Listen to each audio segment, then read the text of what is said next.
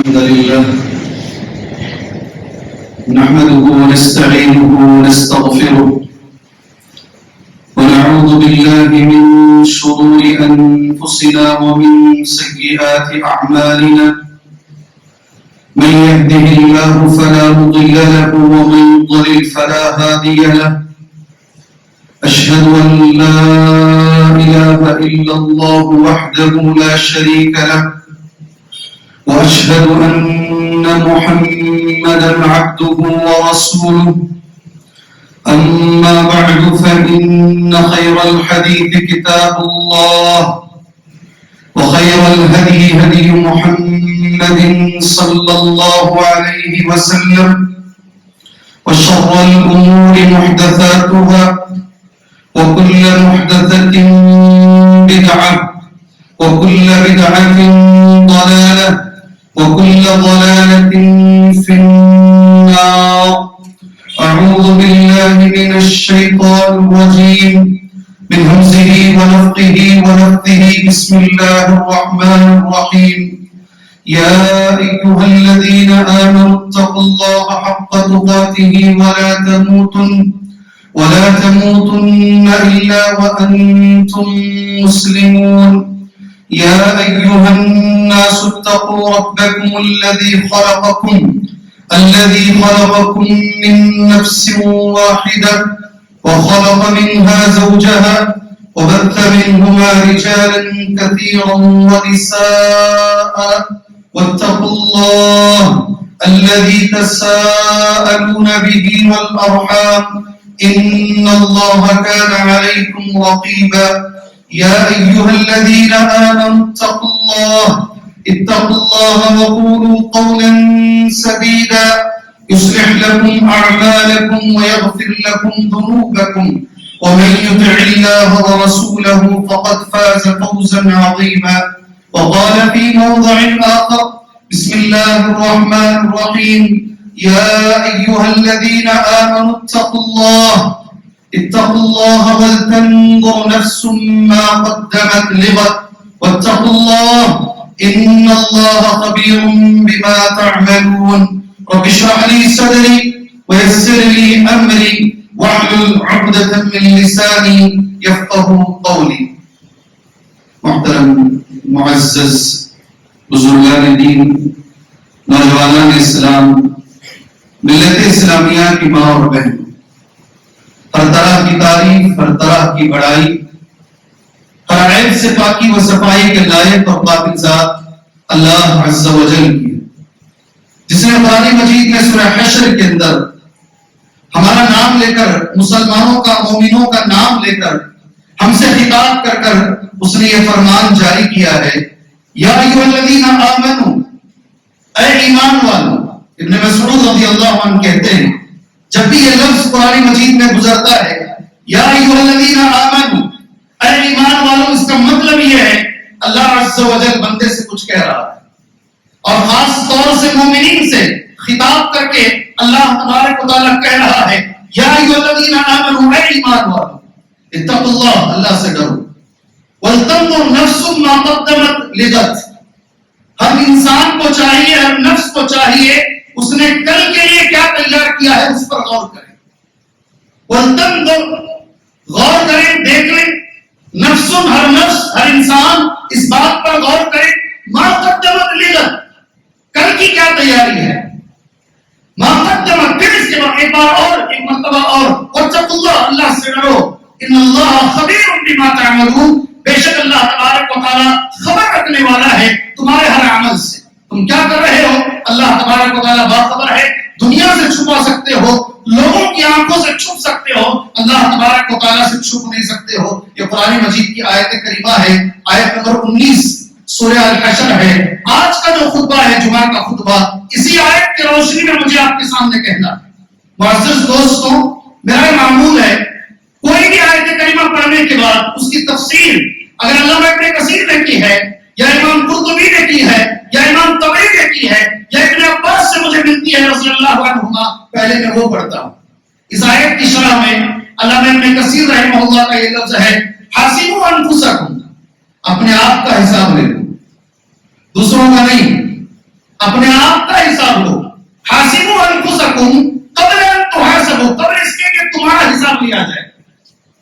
جیسے ہی تمہیں قبر میں رکھا جائے گا تمہارا حساب شروع ہو جائے گا، تمہاری کاؤنٹنگ شروع ہو جائے گی.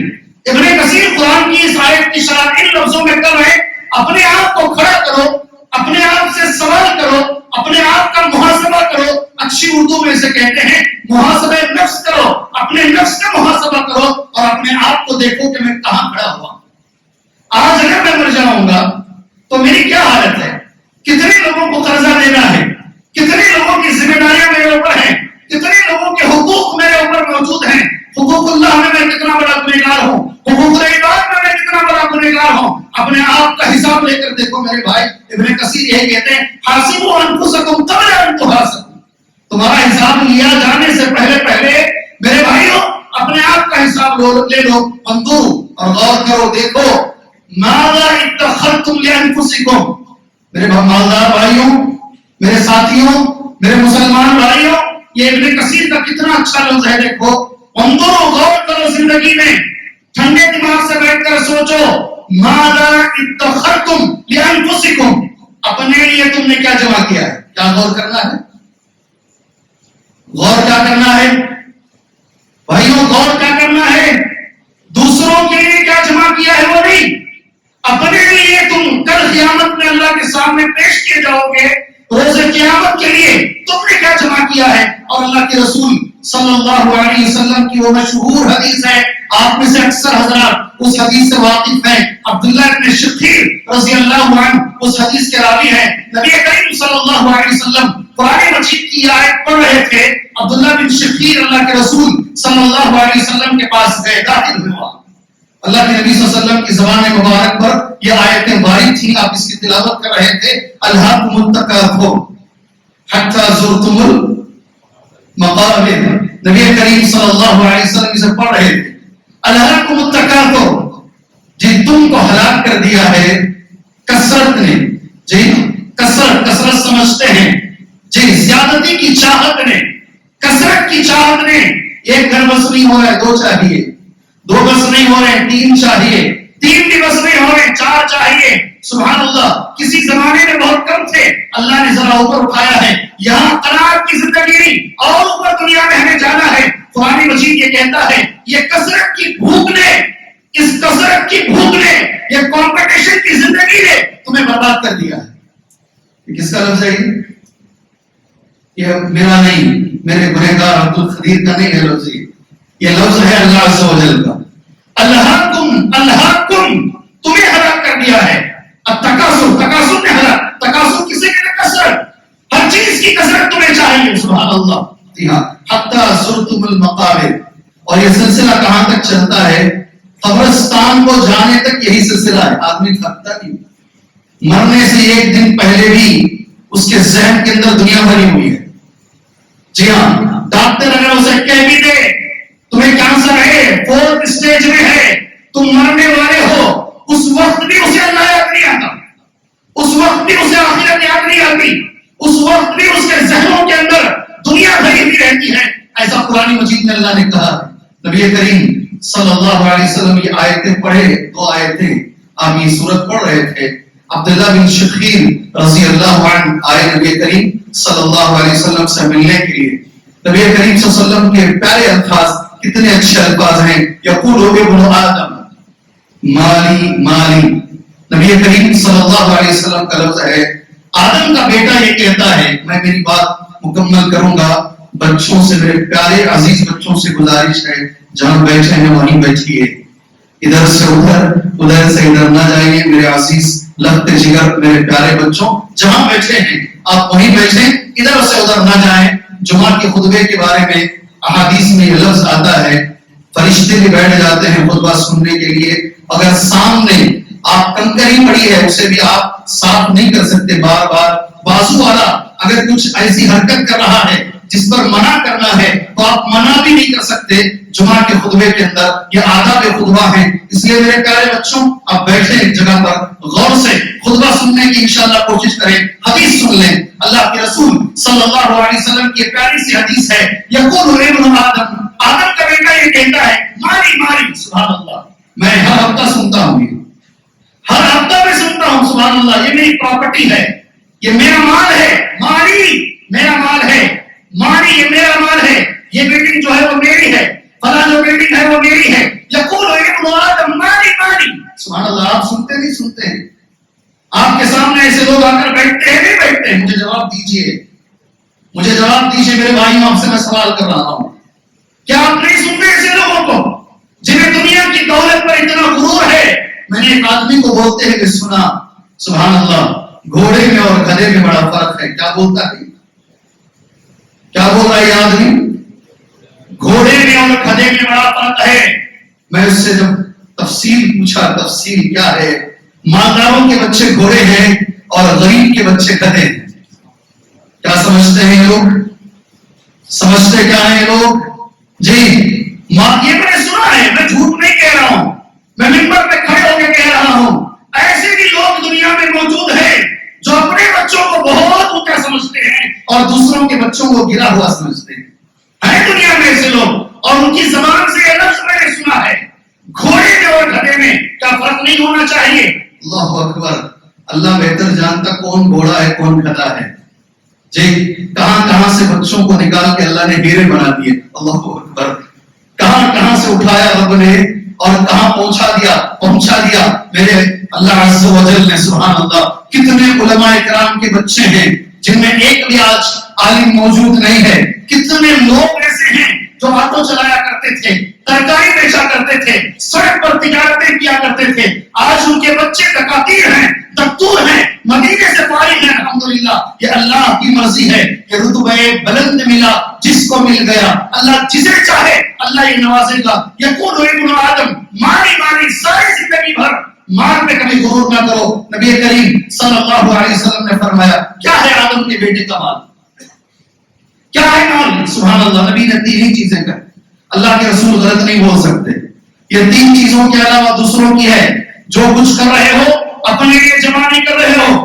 ابن کثیر نے جو کہا رحمہ اللہ اپنے لیے نہیں جمع کر رہے، دوسروں کے لیے جمع کر رہے ہو. یاد رکھو میں نے گزشتہ جمعہ کہا، جی ہاں مسجد نبوی میں ہم بیٹھے ہوئے ہیں، وہاں سے ایک شیخ ہمیں لے کر ابھی کچھ دنوں پہلے ایک شیخ ہمیں کچھ باتیں کہے.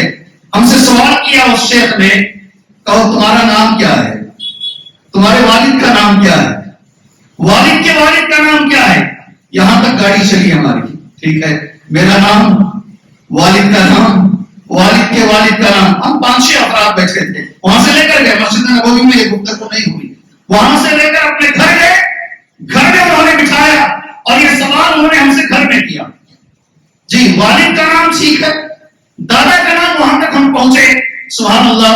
میں نے تھوڑی تحقیق کی تھی، مجھے 5 نام معلوم تھے میرے والد کے، ان کے والد کا اور ان کے والد کا. تقریباً 5 جنریشن میں جانتا تھا. میرے علاوہ ہماری ساری مجلس کے اندر ایک بھی فرد ایسا نہیں تھا جسے دادا کے اوپر نام معلوم ہو. کس کے اوپر؟ دادا تک نام معلوم ہے. سبحان اللہ. شیخ نے کہا ایک دن آ جائے گا تمہاری اولاد تمہارا نام بھی یاد نہیں رکھے گی، تمہارا نام بھی یاد نہیں رکھے گی.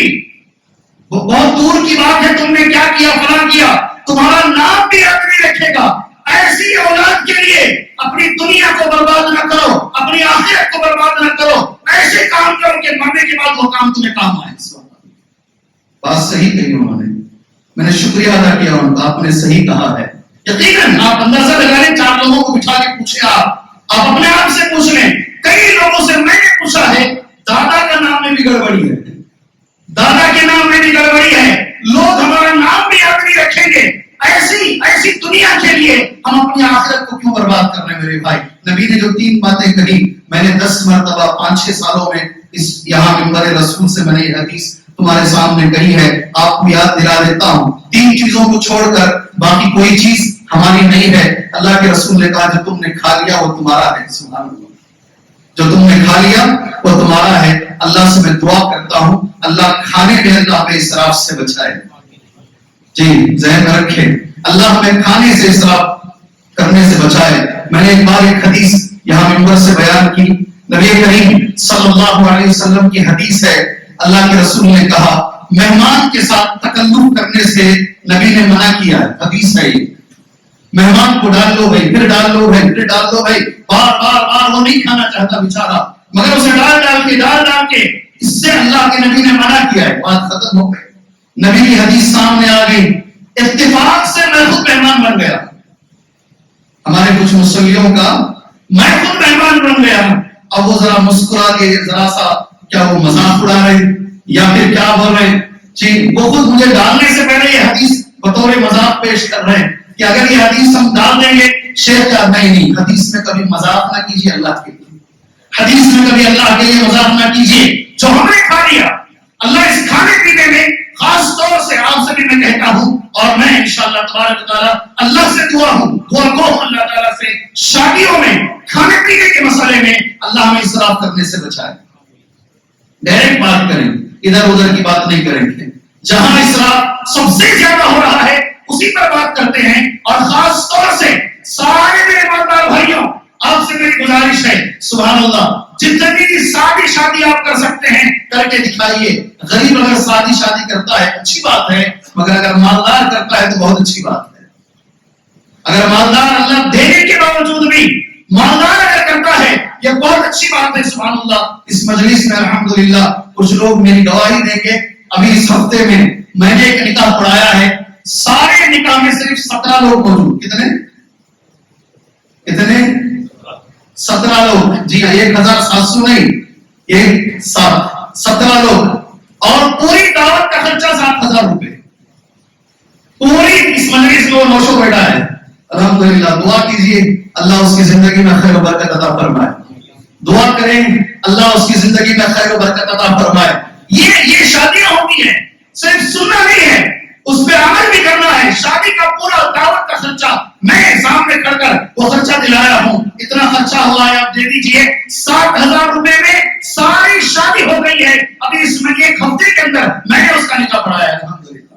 جو تو نے کھا لیا وہ تیرا ہے، جو تو نے پہن لیا وہ تیرا ہے۔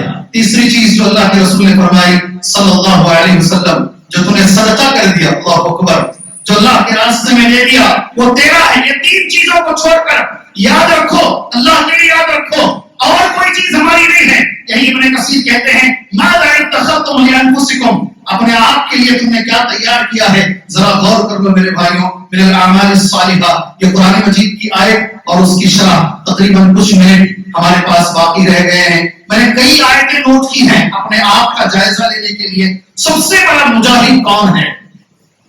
یہ یوٹیوب میں بھی میری کلپ گھومتی رہتی ہے، لوگ ریکارڈ کر کے ڈال دیتے ہیں، آج دوبارہ میں تمہارے سامنے کہتا ہوں، سب سے بڑا جہاد کرنے والا کون ہے؟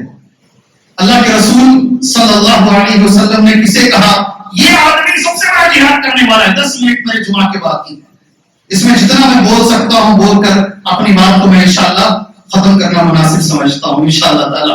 نبی کریم صلی اللہ علیہ وسلم کا خطبہ ہے، حج کا موسم چل رہا ہے، ہر جانے والے حدیث آپ سے میری ایک گزارش ہے، 3 چیزیں تیار کر کے یہاں سے جائیے۔ شیخ البانی رحمہ اللہ کہتے ہیں 3 چیزیں رہیں تو امید ہے تمہارا حج قبول ہوگا انشاءاللہ۔ 3 چیزوں کی تیاری کر کے آپ یہاں سے نکلیں، آپ کی ذمہ داری ہے، جو میرے بھائی یہاں بیٹھے ہیں یہ 3 چیزیں ان تک پہنچائیں جو حج پہ جا رہے ہیں انشاءاللہ۔ یہ 3 چیزیں بطور امانت ان تک پہنچائیں، چاہے اسے اچھا لگے چاہے اسے برا لگے، آپ اپنی ذمہ داری سے بری ہو جائیں گے انشاءاللہ۔ 3 چیزیں آپ بتائیں گے انشاءاللہ۔ جو مال تم خرچ کر رہے ہو وہ حلال کا ہو، حرام کے مال سے نہ جائیں انشاءاللہ تعالی۔ کوئی ضروری نہیں، حج فرض ہی نہیں ہوا تم پر حج فرض ہی نہیں ہوا۔ پہلی چیز حلال مال سے جائیں۔ جی ہاں، میں اس موقع پر ہمارے استاذ، ابھی ایک استاذ کا انتقال ہوا ہے، آپ سبھی لوگوں کو میں نے آج سوچا استاد پر آج جمعہ کا خطبہ دیتے ہیں، میری تیاری اس پر مکمل نہیں ہوئی، میری تیاری اس پر مکمل نہیں ہوئی۔ میں نے رکھ لیا اگلی جمعہ انشاءاللہ میں استاذ کا حق کیا ہے میں انشاءاللہ اگلی جمعہ ہوگا، پوری تیاری کر کر اس جمعہ کے خطبے کا حق ادا کرنے کی میں انشاءاللہ کوشش کروں گا۔ میرے استاذ جا رہے تھے، پہلے دعا کر دیجئے انشاءاللہ۔ آپ جتنے لوگوں کو یہاں دیکھ رہے ہیں اس منبر پر، چاہے وہ شیخ طارق ہو، چاہے شیخ صابر علی صاحب حفظہ اللہ ہو، یا کوئی بھی جو بھی یہاں خدمت، بہت سارے لوگ ان کے شاگرد ہیں، میں بھی ان کا شاگرد ہوں، جو آج یہ خطبہ دے رہا ہوں انہوں نے ہی سکھایا ہے۔ آج کچھ کلمات بولنے کے لائق ہوا ہوں تو یقیناً حضرت علی رضی اللہ تعالیٰ عنہ کا قول ہے کہ ماں باپ ہمیں آسمان سے زمین پر لے کر آتے ہیں اور استاد ہمیں زمین سے آسمان پر لے کر جاتا ہے. حضرت علی رضی اللہ عنہ یہ بولا کرتے تھے ماں باپ ہمیں آسمان سے زمین پر لے کر آتے ہیں اور استاد ہوتا ہے سبحان اللہ جو ہمیں زمین سے آسمان پر لے کر جاتا ہے. میں سمجھتا ہوں اس وقت ساؤتھ انڈیا کے اندر اتنی بڑی شخصیت میرے علم کے مطابق موجود نہیں رہی جو تقریباً 5 سال شیخ البانی حفظ رحمہ اللہ سے ڈائریکٹ سامنے بیٹھ کر کلاس میں بیٹھ کر شیخ البانی سے جنہوں نے بلوغ المرام پڑھا ہے اور جنہوں نے شیخ بن باز رحمہ اللہ سے تقریباً 4 سال فقہ پڑھا ہے, جنہوں نے شیخ شنقیطی رحمہ اللہ سے تفسیر پڑھی ہے, جو دنیا کے بڑے بڑے 100 سال کے علماء کرام سے سامنے بیٹھ کر الحمدللہ جنہوں نے اکتساب علم کیا ہے, ان سے 1 سال جونیئر ہیں, سینئر نہیں, 1 سال جونیئر ہیں علامہ احسان الہی ظہیر. کون؟ علامہ احسان الہی ظہیر پاکستان کے جو مایاناز مقرر تھے, 1 سال جونیئر ہیں سبحان اللہ, ان سے 1 سال سینئر تھے, ہمارے ساؤتھ انڈیا کے اندر موجود تھے. ابھی ان کا منگل کے روز انتقال ہوا ہے. فضیلت الشیخ حافظ حفیظ الرحمان آدمی عمری مدنی ہمیشہ یہ لکھا کرتے تھے الاول من الفوج الاول, عربی زبان میں جامعہ اسلامیہ مدینہ منورہ اس کی پہلی بیچ سے فارغ ہوئے ہیں الحمدللہ.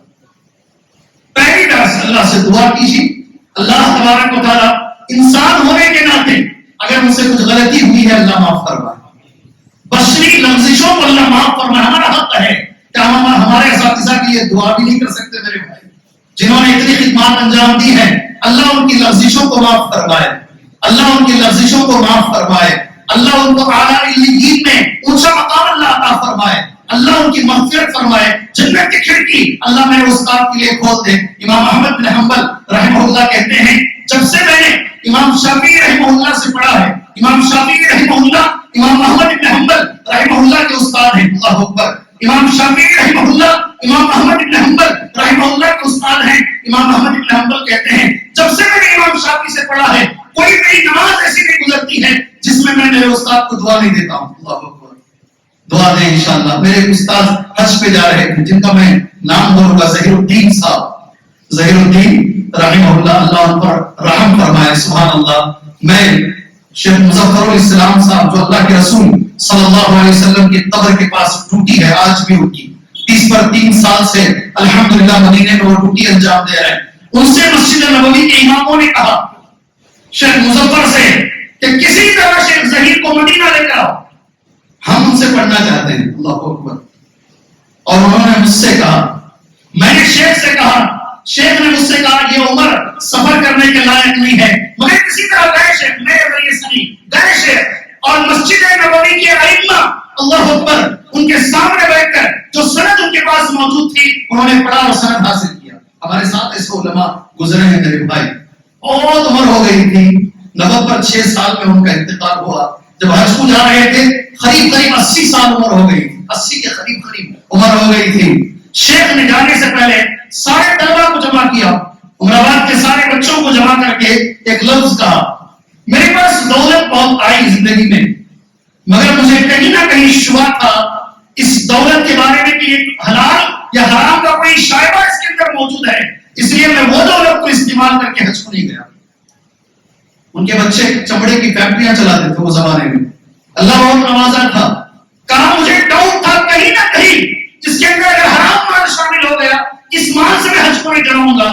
مجھے جو تنخواہ یہاں حدیث پڑھا کر ملتی ہے, اللہ اکبر, مشکات پڑھایا کرتے تھے, ابو داؤد پڑھایا کرتے تھے, جو تنخواہ مجھے ملتی ہے اس کے ساتھ جو پیسے تھوڑے تھوڑے جمانے میں اتنا وقت ہو گیا کہ میری عمر یہاں کو پہنچ رہی ہے اور اب میں حج کو جا رہا ہوں الحمدللہ. پیسہ ہمیشہ حلال کا رکھو میرے بھائی, حلال کا اگر نہیں ہے تو مت جاؤ حج کو. دوسرا طریقہ نبی کا رکھو, طریقہ اللہ کے رسول کا رکھو. ڈرو اللہ سے, ڈرو اللہ سے. میرے رسول نے مینا میں 2 رکعت پڑھی, 2 رکعت پڑھو.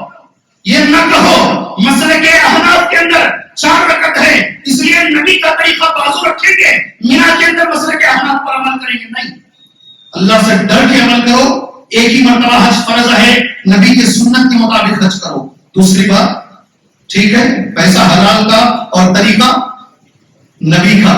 تیسری بات اخلاص کے ساتھ جاؤ, پتہ بھی نہیں چلنا چاہیے آپ حج کو جا رہے ہو. معلوم بھی نہیں ہونا چاہیے آپ حج کو جا رہے ہو. 99% لوگ یہ کرتے ہیں جانے سے پہلے ڈھنڈورا. اعلان نہیں کہہ رہا ہوں میں, ڈھنڈورا کون سا لفظ ہے؟ ڈھنڈورا. جانے سے پہلے ڈھنڈورا, میں جا رہا ہوں, میں جا رہا ہوں, میں جا رہا ہوں, سارے خاندان میں ڈھنڈورا. کسی وجہ سے اگر نہیں گئے جناب, اس لیے کہ لے جانا اللہ کے ہاتھ میں ہے, سب کچھ ہے تمہارے پاس. اگر اللہ نہیں چاہتا تو تم نہیں جاؤ گے, تم نہیں جاؤ گے. کسی وجہ سے اگر رک گئے تو پھر یہی لوگ پوچھ پوچھ کر تمہاری جان نکال دیں. میرا لفظ چھوٹا نہیں ہے, یہی لوگ پوچھ پوچھ کر تمہاری جان نکال دیں گے. کیوں نہیں گئے, کیوں نہیں گئے, کیوں نہیں گئے؟ تمہاری شگر 400 ہو جائے گی. یاد رکھو 3 چیزیں ذہن میں رکھو اخلاص کے ساتھ.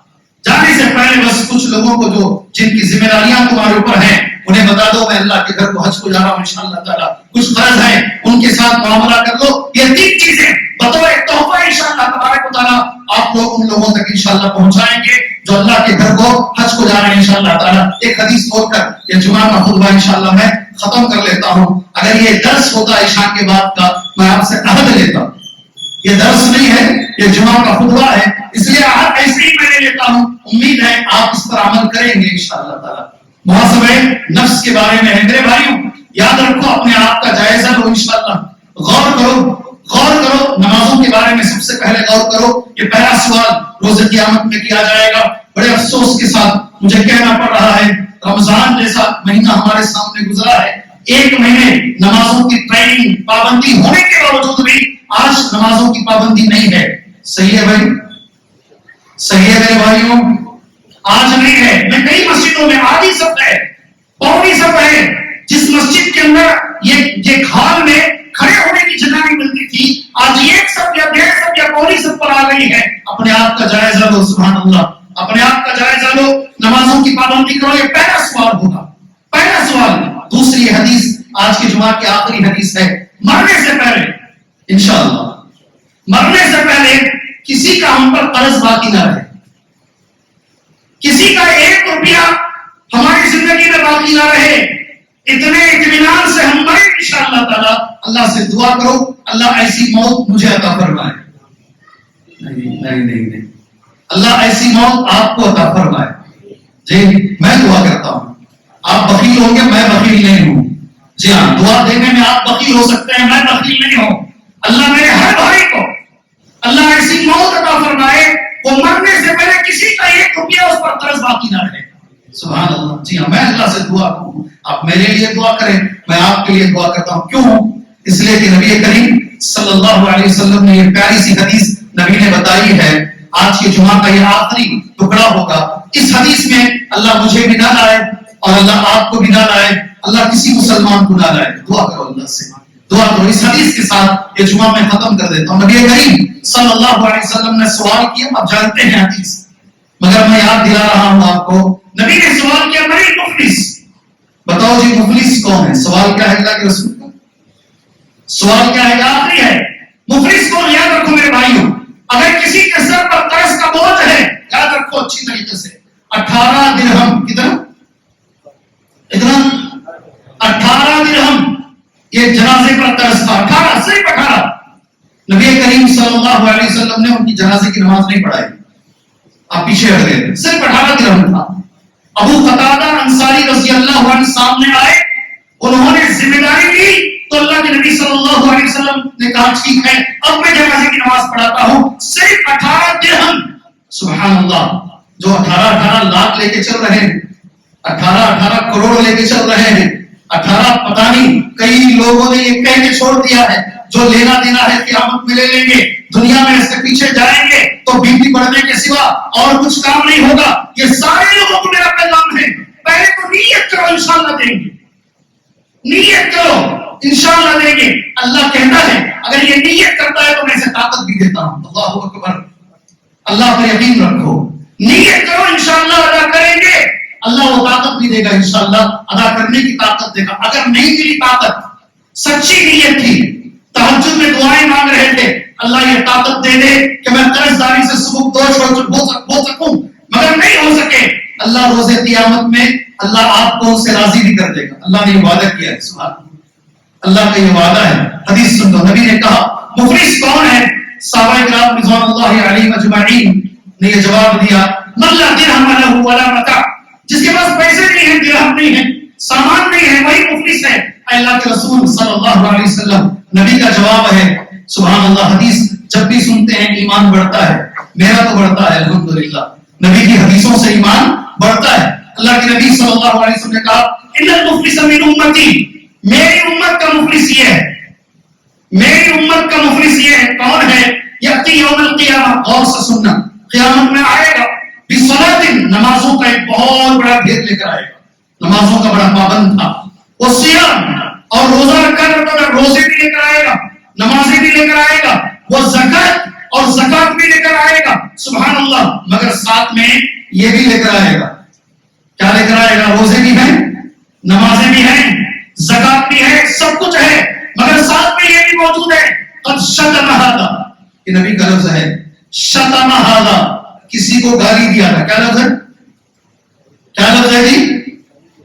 گالی دیا، کسی کو گالی دیا، شتم ھذا وقذف ھذا، یا کبھی کسی عورت پر بہتان باندھ دیا، دیکھا نہیں مگر بول دیا ایک کیریکٹر، بولو نا تمہاری زبان میں، کیریکٹر لیس ہے، یہ کیریکٹر لیس ہے، دیکھا نہیں مگر بول دیا، وقذف ھذا، کسی پہ بہتان باندھ دیا، واکل مال ھذا، کسی کا مال کھا لیا، وسفک دم ھذا، کسی کا مرڈر کر دیا، خون کر دیا، یا کرنے والے کی اس نے مدد کر دیا، وضرب ھذا، یا کسی کو ایک تھپڑ مار دیا، گالی دے دیا، تھپڑ مار دیا، بہتان باندھ دیا، مرڈر کر دیا، یہ سارے لفظ اللہ کے رسول کے ہیں صلی اللہ علیہ وسلم۔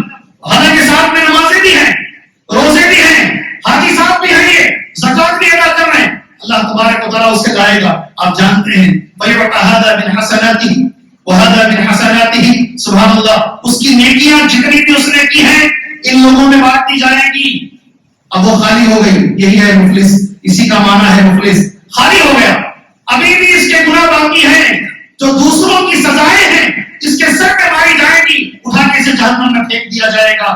مرنے سے پہلے اپنے آپ کو مفلس بنا کے نہ مرو، اللہ تعالیٰ ہمیں بچائے، اللہ اپنے آپ کا محاسبہ کرنے کی اللہ ہمیں توفیق عطا فرمائے۔ اللہ ایسا بہترین مہینہ رمضان جیسا گزرا ہے، اس کے بعد بھی عبادتوں میں رہنے کی اللہ ہمیں توفیق عطا فرمائے، اللہ ہمیں نمازوں کا پابند بنائے، اللہ زبان کی حفاظت کا اللہ ہمیں پابند بنائے، لوگوں کا حق اللہ ہمیں ادا کرنے کی توفیق عطا فرمائے، اللہ کا حق اللہ ہمیں ادا کرنے کی توفیق عطا فرمائے۔ اللہ تبارک و تعالیٰ میرا ہر وہ بھائی جو بیمار ہے اللہ اسے شفاء عاجلہ کاملہ عطا فرمائے۔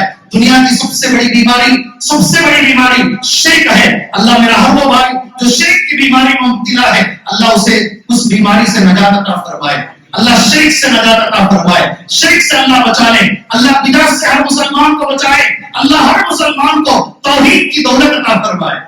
دل سے دعا کرو میرے بھائی، رات میں تہجد میں اٹھ کر خاندان والوں کو، اپنے دوستوں کو یاد کے دل سے دعا کرو، میرا ہر وہ بھائی جو توحید سے دور ہے اللہ اسے توحید کی دولت نوازے، اللہ اسے اتباع سنت کی دولت سے اللہ اسے مالا مال کرے۔ ہر وہ بھائی جو مجبور ہے اللہ اس کی مجبوری دور فرمائے، جو پریشان حال ہے اللہ اس کی پریشانیوں کو دور فرمائے، جو قرض میں ڈوبا ہوا ہے اللہ اس کے سر سے قرض کے بوجھ کو دور فرمائے، اللہ جو ذمہ داریوں کے بوجھ میں ڈوبا ہوا ہے اللہ اتنی طاقت دے کہ وہ ذمہ داریوں کے بوجھ سے سبکدوش ہو سکے، اللہ ایسے عمل کی توفیق دے جس سے اللہ راضی ہو، وہ نبی کے طریقے پر ہو، اس میں اخلاص بھی شامل ہو، آمین۔ وصلی اللہ علی النبی الکریم، بارک اللہ لنا ولکم فی القرآن المجید، ونفعنا وإياكم بالآیات والذکر الحکیم، انہ تعالی جواد کریم رب حلیم۔